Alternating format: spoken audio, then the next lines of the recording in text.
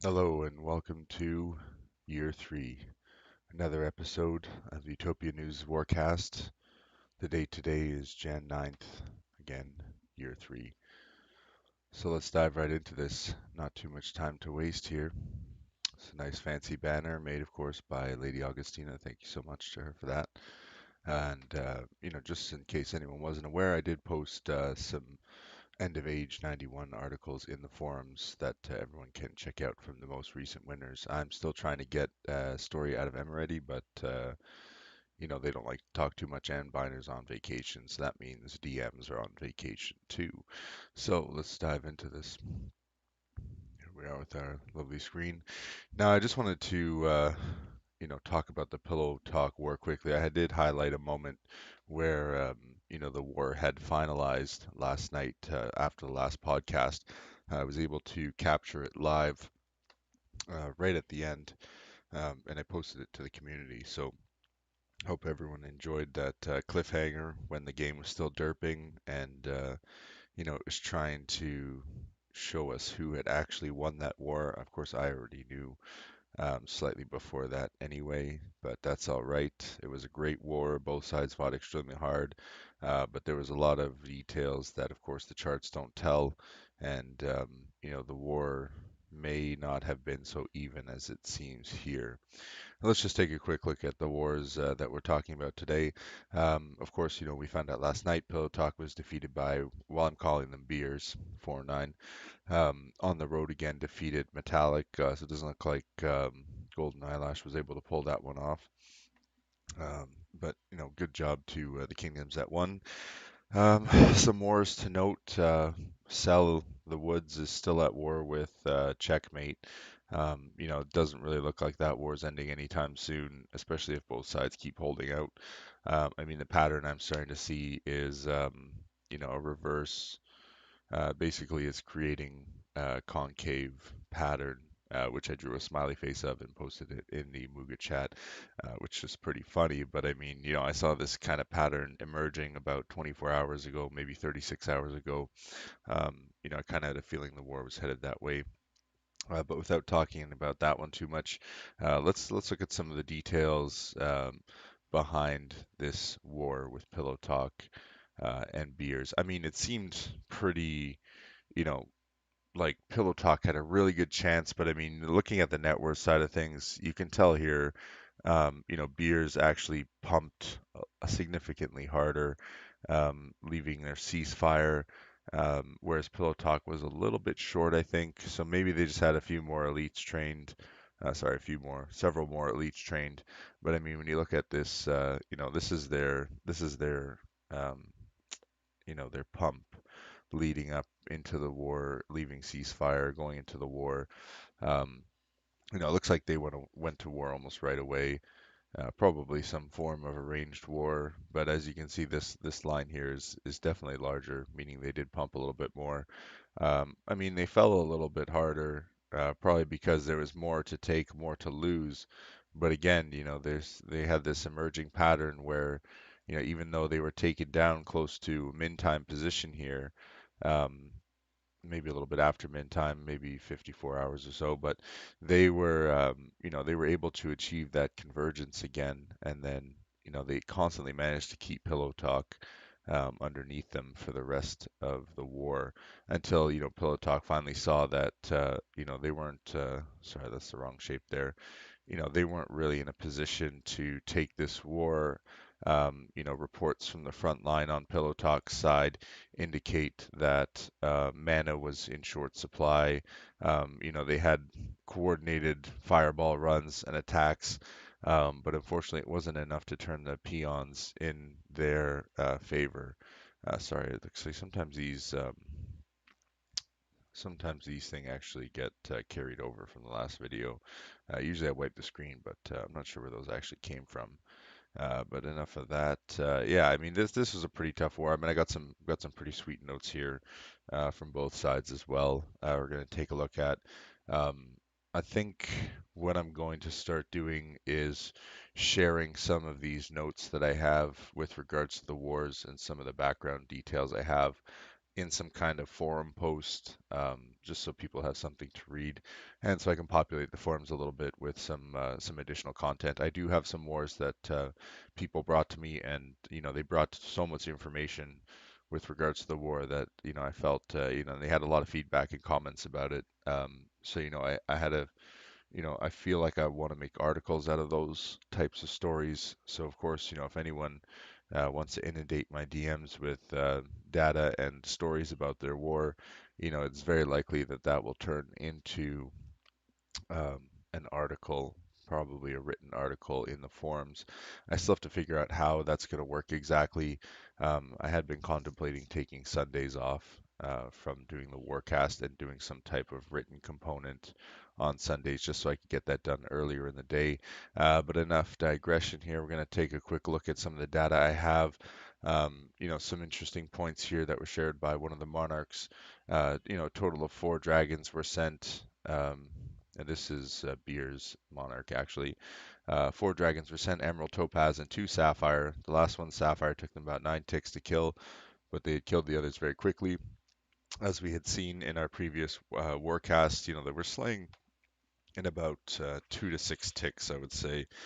Probably 4 would be about the average. They really didn't hold them for too long, but it was long enough to inflict a decent amount of damage. Um, and then again, they also sent 4 dragons. I believe Pillow Talk was able to get their dragons off before, and it started with Emerald and then 3 topazes. So what he has here in the listing is actually pretty accurate to how they were played out as well. Um, as you can see here, there's a little bit of back and forth here between me and the Monarch. There's one of my signature Wolfie emotes.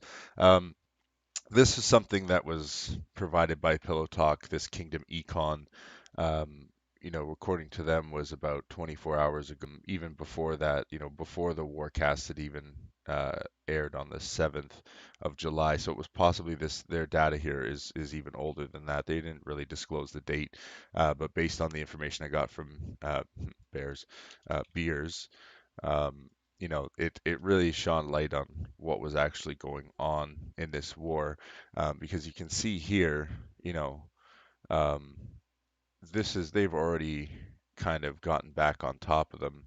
um, and this is, again, this part appears Pillow Talk's side of things. So as you can see, even from the data that Pillow Talk came, and I'm thinking this is from July 2nd or 3rd, roughly that area of year 2.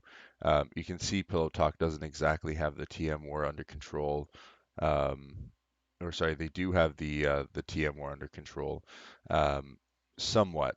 This is a very close number here. I mean, the way it looks, there isn't too much of a peon difference, unit difference, income. The kingdoms look fairly even on this kingdom news poll. So I'm thinking this is, as close to that point here, where we were looking at possibly here, or possibly even over here. It's definitely when they're in an upper position for sure. I think, yeah, this is July, June. So, I would think, sorry, it's actually would have been, probably around here. It looks like the Monarch or Pillow Talk probably sent me that KDE con right after they had a little wave or possibly a big fireball run, that caused their net worth to drop a little bit, slightly before they realized maybe, this war wasn't exactly winnable.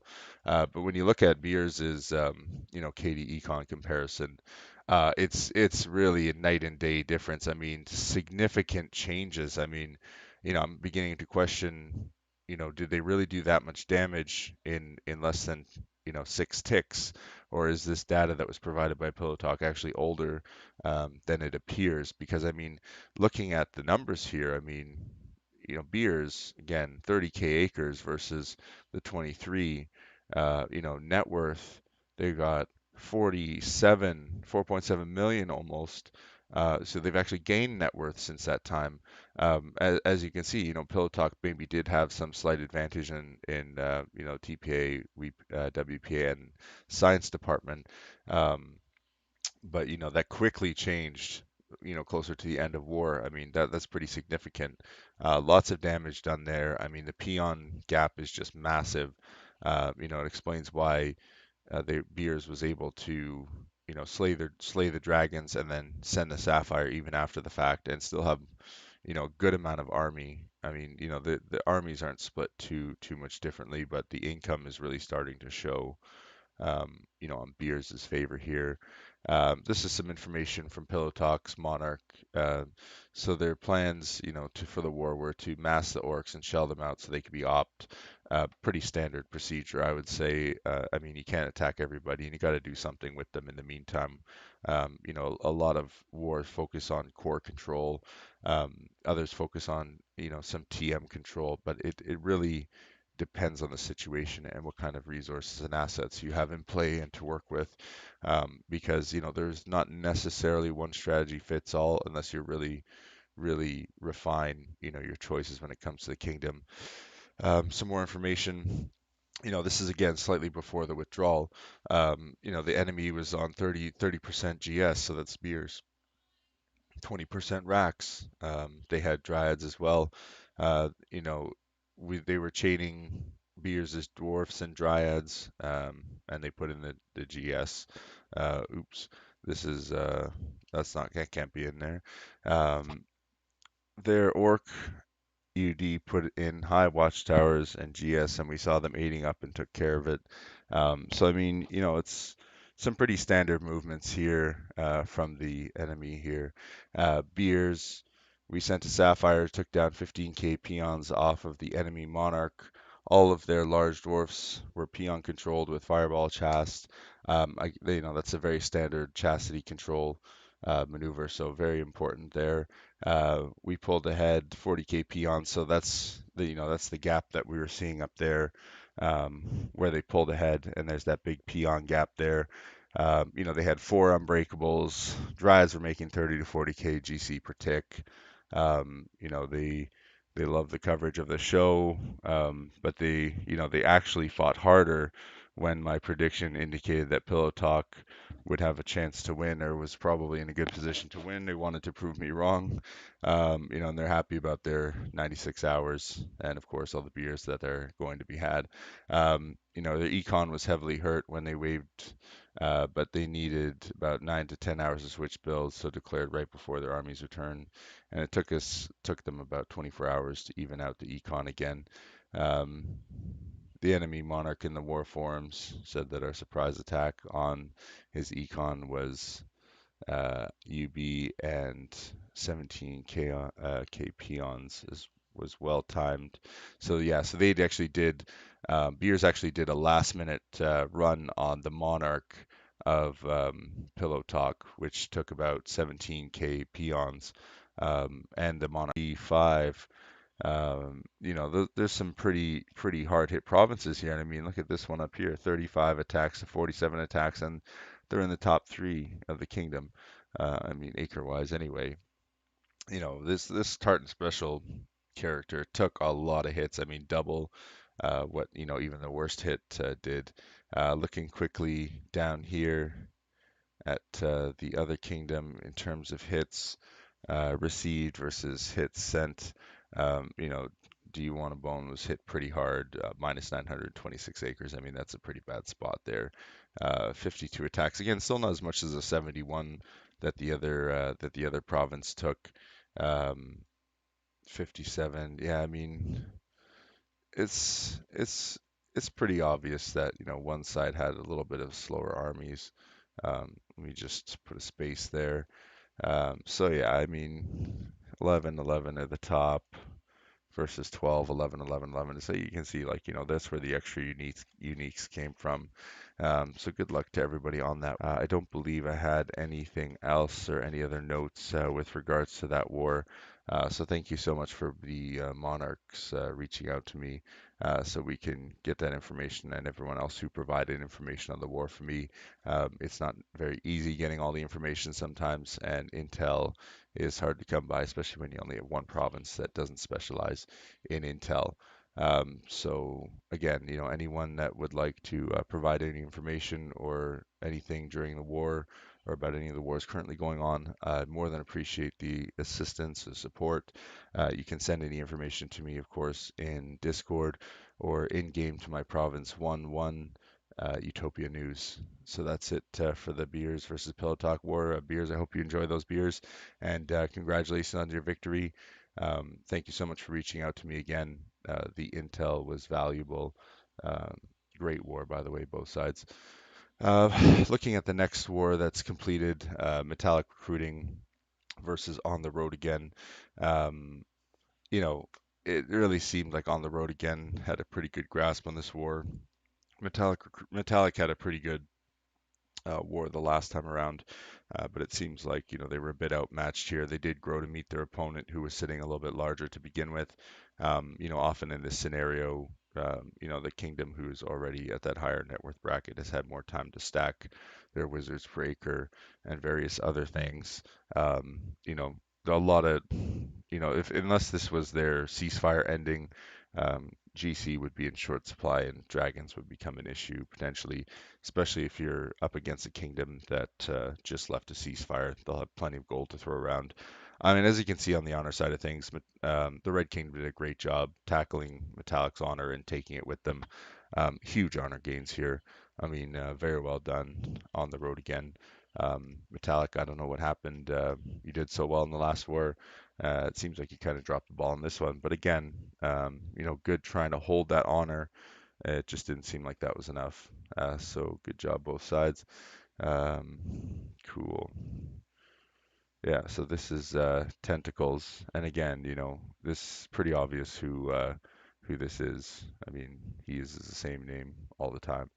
Um, so best of luck with that war.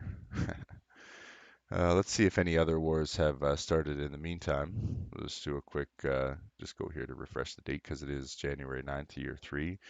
Um, Sorry, we're going to look at current wars. Oops, gotta love that programming. Here we go. Okay, it was 11 days.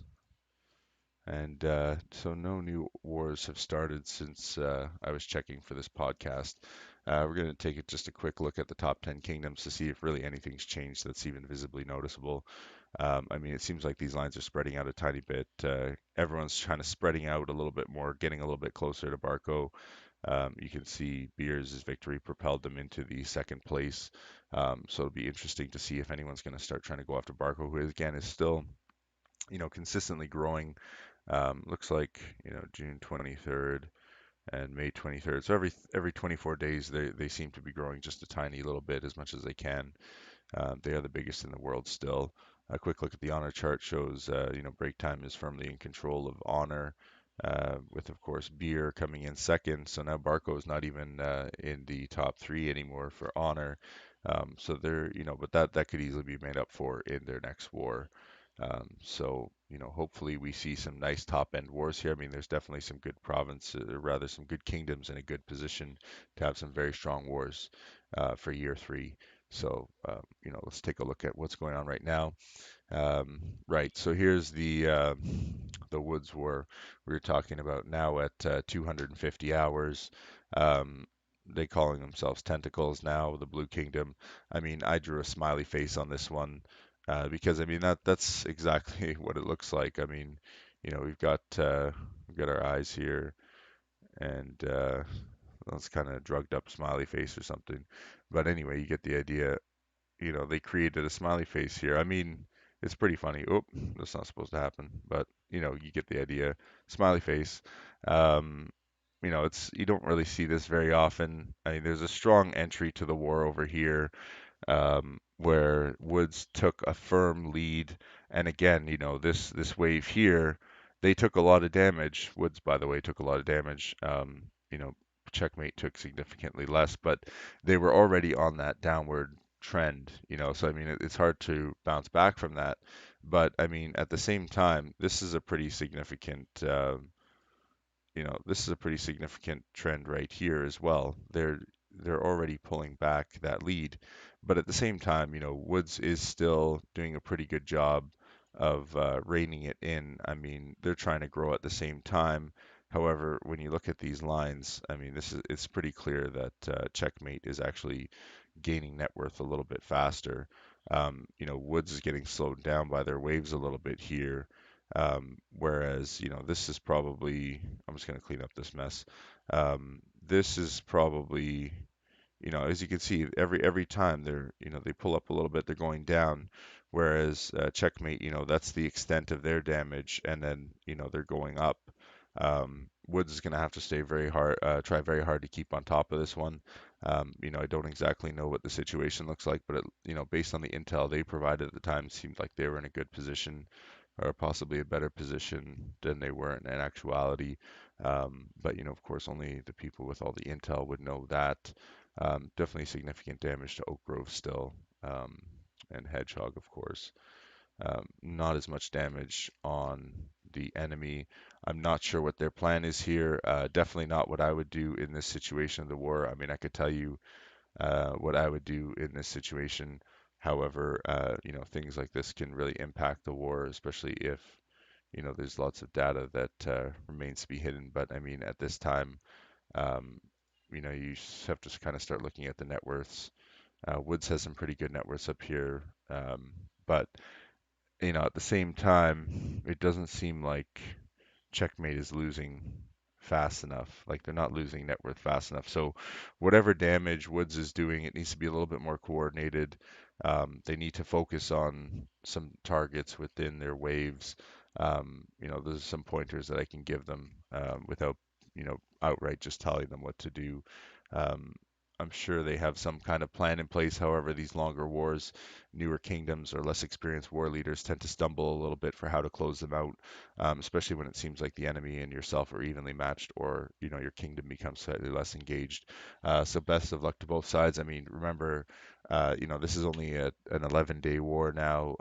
It wasn't entirely uncommon in the past to have 14 or even 21-day wars, or even an age-long war that maybe happened once. Some people might remember that. So, ideally, war should be done around min time. Both kingdoms should have such a strong performance that it could be decided by that time. But there's nothing wrong with the long war.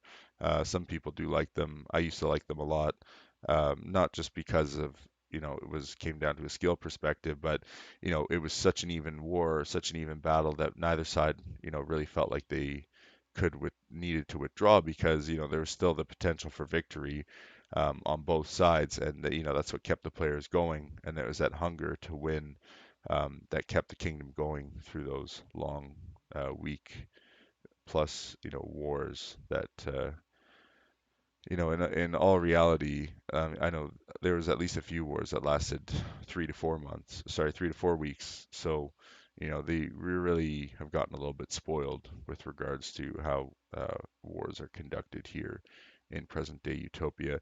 So again, best of luck to both sides, and may the best kingdom win. Looking at the next war, Revenge of the 80s versus Rejected Crayons. Now, the after the broadcast last night, the kingdoms reached out to me, and we talked a little bit about what was going on. Some things to highlight are um, just a moment here while I pull up some of the data here. Basically, Crayons wasn't as safe as it seemed. It seems, recently one of the unbreakable fairies, Cocaine, I believe, actually captured 196 acres from one of the Crayons. So, that's a pretty significant march. I mean, definitely shows them they're not safe. Um, with two provinces down, 80s is definitely giving a strong fight. And upon, closer review of some of the numbers and some of the intel that I received, even down provinces, it looks like Rejected Crowns is in for a tough battle here. I mean, they are a little bit land fat as it is. They're still doing a decent job maintaining Revenge of the 80s below them. But again, what do the actual province numbers look like? Are they really in a position to win this war?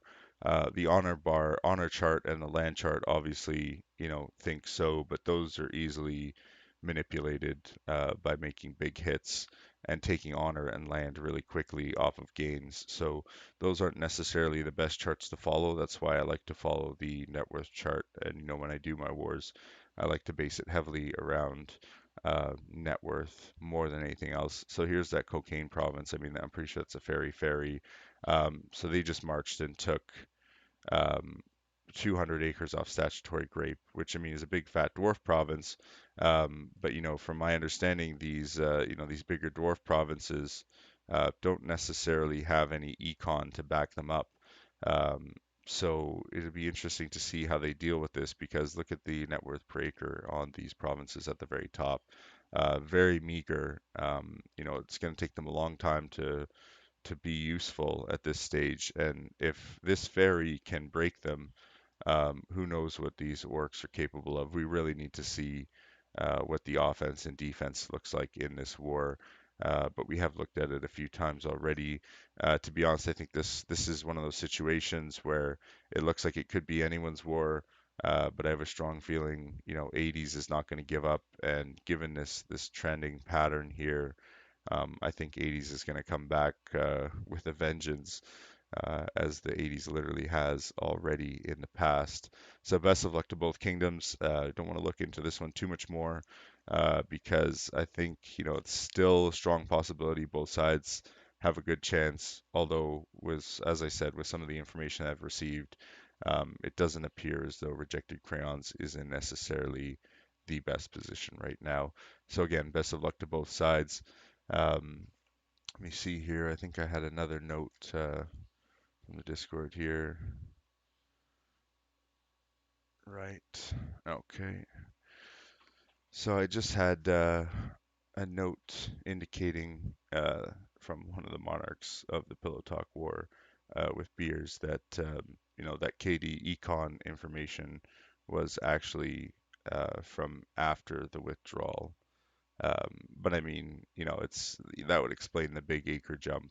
But still, the TPA and Wizards Breaker and Science differential and the peon differential is still relatively significant, even though you do gain quite a bit of peons in Ceasefire.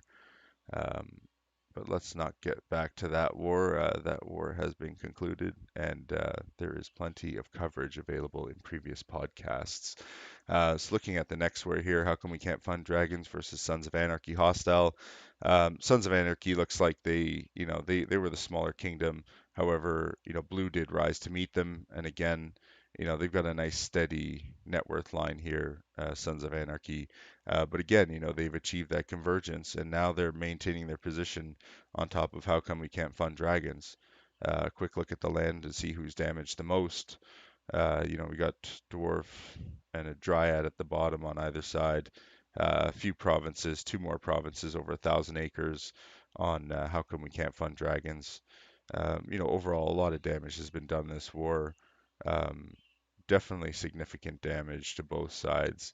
However, a lot more on how come we can't find dragons. Because I mean, since the war started, that's the cumulative damage for the whole war. So definitely, they're not in the greatest position right now. Sons of Anarchy is in a very strong position, especially if they can maintain where they are right now. However, honor shows that, maybe Blue Kingdom's just trying to retain their honor and possibly retain as much acres as possible.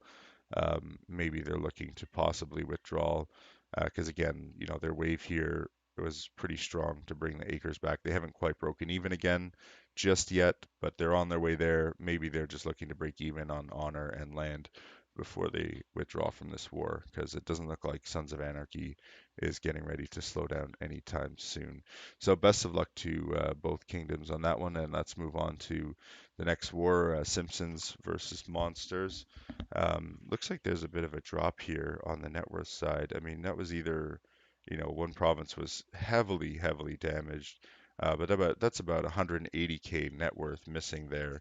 And that was on the monster side. So it looks like monsters actually lost a province here. Now, whether that province was PK'd or, just became inactive and quit the game, remains to be seen. Definitely anyone with information, please reach out to me and let me know. I might actually make a note to pull the news on this one just to see what happened to that province. And I can update it in the later warcast, probably At that time, I think this war might have ended. Losing that province definitely, I think, was a clutch move um, that caused Simpsons to take the lead again because it looked like a very close battle here up until recently, until that province I believe, disappeared. So, I'm not sure exactly what happened there, but again, I want to pull the news and see what happened because it definitely looked like Monsters was in a very good position until that dip of about 180k net worth. Where did it go? I mean, it, unless this just happened, which to be honest, unless these guys released their troops when they were attacked, I don't see that much net worth being lost there like that. That's like one attack happening, or maybe that was a very well coordinated wave. Because I mean, if you add up all this damage, it would certainly equate to that. But I'm pretty sure this was an even war when this war started out. But I'll definitely look into that. So it'll be interesting to see what happens right now because it definitely looks like Monsters still has a very strong performance, even with that province gone or whatever it is that happened there happening. I think they're still in a decent position to win this war. They definitely have the potential to have the econ and the unbreakable provinces. Um, you know, not so much on the Simpsons side. So best of luck to both sides on this war. Looking at the next one, we got our Reborn of NOAH Kingdom just dominating War 7-4. I mean, Reborn of NOAH is one of the top kingdoms right now in honor and size. So I definitely think, they're a strong contender, but I mean, it doesn't look like War 7-4 is giving up easy because look at the amount of damage on these provinces. They got quite a number of 100k to 200k with a lot of damage, whereas, there's a lot less on this side here. So definitely War 7-4 has been fighting a very hard battle. I just don't think they have the position right now, judging by all these 1,000-acre provinces and this huge net worth bracket that they're controlling at the top. They realistically, um, War 7-4 really only has one, two, three, four provinces in this war still, as far as I'm concerned. Um, this half the kingdom basically could easily, decimate or, do significantly more than whatever these top four can do. So definitely a tough spot for War 7-4. I mean, they went into it, the smaller kingdom. Um, they're fighting a hard battle. No one's willing to walk away with the honor. But I think, it comes down to, what the kingdom looks like right now. Maybe if they have enough honor on their core, or sorry, enough offense on their core to swing all these acres back and actually hold them, they might have a chance.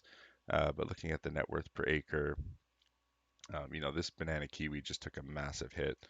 Um, so that was probably, one of their more recent waves on Reborn. Probably, this honor drop right here is likely where that province was taken out. It'd be interesting to see if there's any dragons going on this war. I didn't pull any news because it kind of looked like this war is fairly one-sided. I mean, Noah seems to be in full control of this. So we'll see what happens up by the next Warcast. Best of luck to both sides. Here's I don't know what the heck is going on with this war. Doesn't really make sense to me. I mean, they're starting to level off a little bit. They're not growing as much now. Just kind of stagnant. Um, I guess they just want to experience the benefits of war. Finally a little bit of dip going on here. Someone's doing a bit of damage. Really not too much to look at here. And again, with the number counts on either side, I like aside from just saying that you're in war, being in war, getting the benefits of war, I really just don't understand what they're trying to accomplish here. Because if they wanted the ceasefire, I mean, they'd already be um, there by now. But clearly, one side thinks that they have a good chance at winning this. Quick look at the net worth chart. I mean, they've got this one province deadbeat. He basically probably carrying the entire kingdom. That's basically their one chance at winning. I just don't see, I guess maybe The only thing that makes sense to me is that this kingdom is a cow kingdom, and they're all feeding this one fairy to grow as big as they can. But to be honest, they don't have enough provinces to do this properly. And this war is certainly not very beneficial to this big fairy because again, he's not going to get too many unless they're all sacrificing their pool to him. There's not too much further he can go. He's certainly not going to, 50% the war on his own. That would be impossible. So again, this war just seems like a stalemate on both sides. But whatever you guys want to do, that's the fun of playing games. So best of luck to both sides, whatever it is you're trying to accomplish. Let's move on to the next war, MythCraft versus Defenders. This is a very, very tight war. It seemed like at the beginning. It seems like Defenders is actually starting to make some headway on their acre side of things and on the net worth side of things. They did come in the smaller province into the smaller kingdom into this war, but they quickly took control and they've diverged. And again, you see here, this is one of the easiest indicators to look for is, what happens at the wave? What happens at the wave? Where are they leading up into the wave? Again, wave, wave, wave, right? And you want to kind of examine who's doing what, where they're doing, and then look at their trending patterns. So this is like a declining staircase. I see this typically all the time in chained provinces.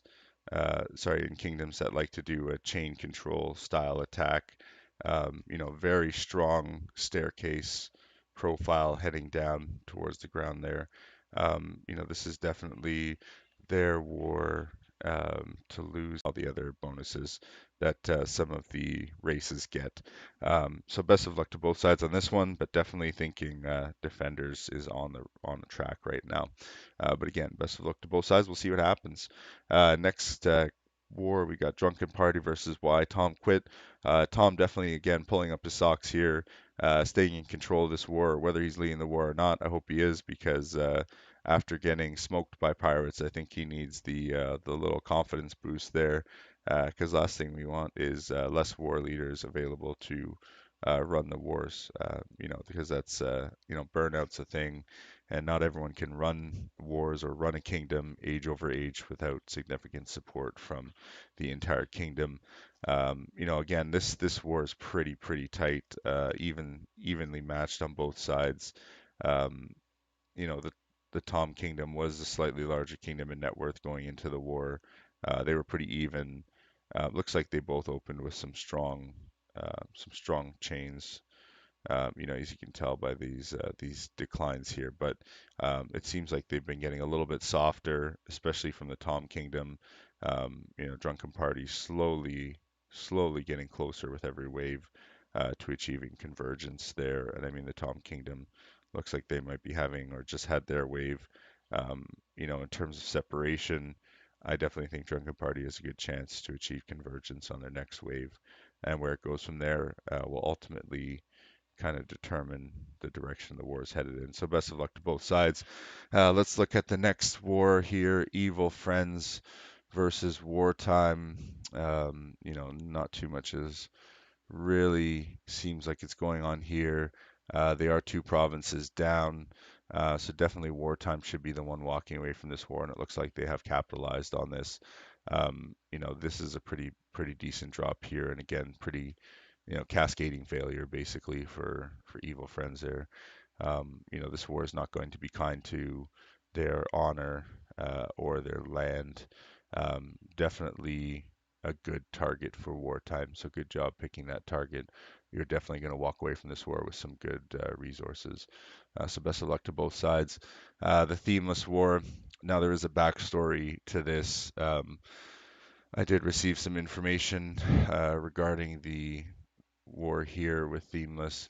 Let me just scroll up to what I have. Um, it's pretty long. So this is one of those ones that's most likely going to turn into a small piece that is going to be written into the forums. And as I said, I'll probably be posting that a little bit later. Just gonna save it instead for now, and we'll move on to the next war because I mean, uh, basically almost seems like Unnamed Kingdom is inactive, and from the data and intel that I received, that very well may be the case here. Themeless should easily walk away with a victory on this one. As far as I know, there's nothing that can stop them at this point. Let's move on to the next war. Weekend now, no war. Thank you very much. Versus what WTF is what we're going to call them. WTF came into this the smaller kingdom, but it definitely looks like after not too much time, one or two waves, they're in control and they're on top. So definitely some good strategic moves by them. As you can see, pretty significant damage here. 18 hours, and we've already got provinces minus 200k net worth on, thank you very much versus WTF. So WTF very strong chain control. It seems like there you go. There's one guy down to 100 acres. Basically, holy cow, that has got to be like one of the highest net worth per acres I have ever seen. Definitely a highlight. Shout out to WTF for achieving that. That's definitely um, quite an amazing accomplishment to get someone into that much net worth per acre. So pretty sweet. Great job on that to everyone. Again, as I said, that's one of the highest I've ever seen. So great job. Definitely looks like WTF has what it takes to take this war. We'll see what it looks like at min time. So best of luck to both sides. And again, great job on crushing that one province in that wave. That was crazy. Let's look at our last war here. Meet the Flintstones versus Unnamed Kingdom. This war is only 3 hours old. It looks like Meet the Flintstones, the Blue Kingdom, came in as a smaller kingdom. And after their first wave, they've already managed to achieve a convergence there. But yeah, four provinces down. But this is probably one of those cases where Flintstones is the really hard fighting active kingdom with all the experience, and Unnamed Kingdom is maybe the new kingdom that's just new kids on the block learning how to war and how to run their provinces and run a kingdom in Utopia. Definitely having this dryad and this fairy will probably work well for them, whether they're active or not. It's hard to say. There's no change here, so a lot of these provinces may have not even marched yet, and that could be why Meet the Flintstones here. Blue Kingdom looks like they're doing so well. So definitely, something we'll come back and revisit quickly on the next podcast. But that's it for the current wars in progress. So thank you everybody for joining me on the podcast tonight. I definitely appreciate all the viewers and all the comments and all the feedback that I receive. Appreciated. Before we go, I'm going to take a quick look at the chat box here. Taco is the best. Now I'm hungry. Who are you? Wacko, what's up, Taco? Oh, yeah. So it's a little bit of banter going back and forth. That's awesome, guys. I love that you guys are taking advantage of the chat bar. Hopefully, we'll be able to incorporate it into some later episodes. Um, but that is remains to be seen what we could do there. So thank you everybody for joining me for this Warcast, the first Warcast of year 3, Age of Ancestry. This is your host, Wind, for Utopia News, signing off. Thank you so much, everyone, for watching, and have a great night.